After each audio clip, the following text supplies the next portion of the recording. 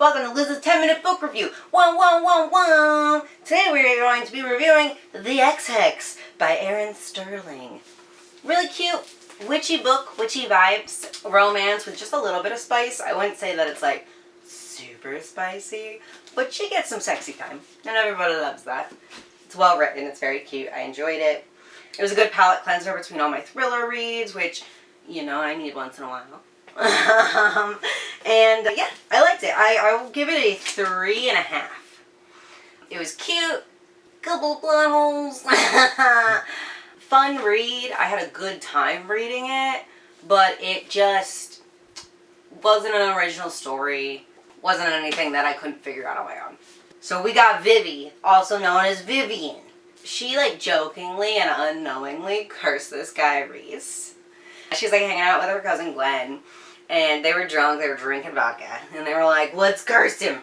I curse you, Reese, to always make sure your hair does not do the thing, and you know what thing we're talking about." And like, "I curse you to always be a half-inch away from the clitoris," you know. And they were like, in hindsight, I feel bad about the clitoris one, because that's not very like women supporting women of us.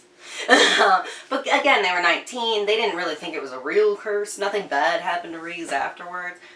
They cursed him. They like kind of bad. 9 years go by. Oh, she cursed him because he broke her heart. They were like a summer fling, and then he was like, "I'm betrothed," and she was like, "You're fucking engaged?" And he was like, "What?" It's like a normal witch thing. "I'm gonna get out of it."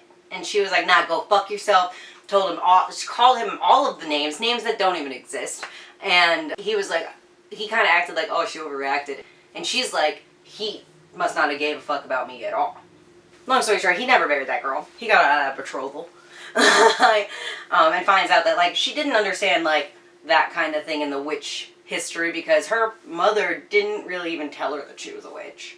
And she didn't start, like, exploring her witchiness till her mom and dad passed away, and moved in with her aunt and cousin, who were very witchy. Reese comes back to the town. The town's in Georgia. The reason why he comes back to this town is because his family, Penhallows, settled there in Georgia from, they're like Welsh or some shit. So from Wales, right? I think so. Yeah, whatever. I thought whales were in the ocean, but I guess, you know. Anyways, he's back because it's the 100-day Founders Anniversary Parade bullshit. And his ancestors also laid these things called ley lines down, and they need to be charged every couple of years by a founder, using the founders like bloodline magic. And that's what keeps the magic in that town very strong. They don't really explain it more than that, which I didn't like. I wanted to understand what the fuck these things are, how you lay them down, why are they there, why do people lay them down, what's the point? It just didn't make sense to me, but it's a very big part of the story, so you would think that they might. Yeah, this is where your lack of fantasy education comes in, because ley lines is pretty, like, it's a very normal thing in magic. It's like, well, they could have explained it and where the fuck it comes from. Because, like, not a witchy person.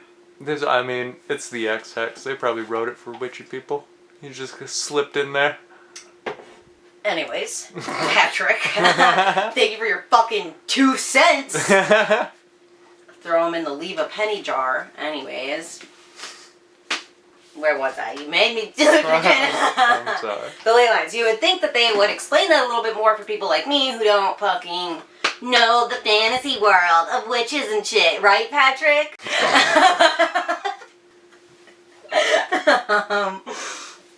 Okay. Reese comes back. All these crazy things start happening to him. Like, he almost gets hit by a car. He almost gets decapitated by the fucking head of a statue in the middle of town. You know, the norm. But nothing super, super bad. And now they're like, we need to break this curse. How do we break the curse? We're not really sure. Well, we have to put out these fires that we're starting because of the curse. When he goes to charge the ley lines, he doesn't know he's cursed yet, and then he gives the curse to the ley lines. So the curse in him lessens, but it's still there, and the curse of the ley lines is now there. Which is the whole town is kind of cursed. All the magic there is a little fucked up, a little wonky. Right. Okay, so all the magic's kind of wonky. They can't really use their magic, but they got to solve a bunch of shit. It's really only inside the town limits, and that's why this curse didn't work when he wasn't at that town. Okay. They're trying to figure it out, trying to put out fires, they're researching at the college. Oh, which, by the way, is named after his family. And obviously the chemistry comes back. This is when it gets spicy. This is when the spice happens. A little romance and lusting and doing it in libraries. Anyways, so that happens. They kind of ignore the curse because they're too busy doing it for a week. And then they're like, man, we really gotta take care of this curse, huh? A couple of things happen with a ghost where they learn some history and they find out that Vivi's ancestor actually worked with his ancestor to lay the ley lines because he wasn't powerful enough to do it on his own, but he figured out a way to have it drain all of her power instead of mix their powers. So the ley lines don't only just have those people's blood, it also has her lineage. So that's how they figure out how to break the curse. They all go to the ley lines, and then her aunt, and her cousin hold hands, and they're like fucking little coven, and they fix it. Nobody's cursed. And then he's supposed to go back to, the UK, and she's there. She actually teaches at the college. And after winter break, she comes back to the college, and she's walking around, and she notices something. What could it be? Oh, it's Reese is working here now. So he decided to teach some odd classes so he could be around his broad. Because his business, of course, he's a fucking travel agent. He can do it anywhere. So, yeah, that's the whole story. That's how it ends. Bing, bang, boom, it's over. Plot holes. Why do they not really talk about that, they're living amongst non-witchy people? And they're like, it's a secret that we're witches. But there's no secrecy happening. It's fucking out in the open, dude. And they try to explain that by being like, well, so many people claim to be witches these days that, it's normal. And I'm like, no. Are they doing, magic in front of townspeople? They did at one point. Is it, very obvious magic? Or is it, little subtle, oh, I made a book's pages turn with my mind stuff? Obvious magic. Example? These little plastic skulls come to life because of the curse. And then Reese shows up and he fucking uses magic to get them away from him in front of people who are not magical. Right. And all these people are just sometimes plastic skulls come to life. And then a warlock banishes them. Whatever. Back to our regular human lives. Yeah. No. What? So that was a big plot hole I didn't like. And, I would say that's probably the biggest thing. Where it was alright, come on. Alright, well, thanks for tuning in to Liz's 10-minute book review. Wow, wow, wow, wow.